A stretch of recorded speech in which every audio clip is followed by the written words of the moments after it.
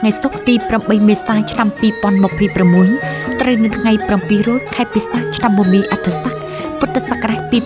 2570រួមមានម៉ោង5:31នាទីបទយកាអភិរក្សនិងអភិវឌ្ឍសិល្បៈរបាំម៉ោង5:50នាទីភាពយន្តប្រទេសក្រៅ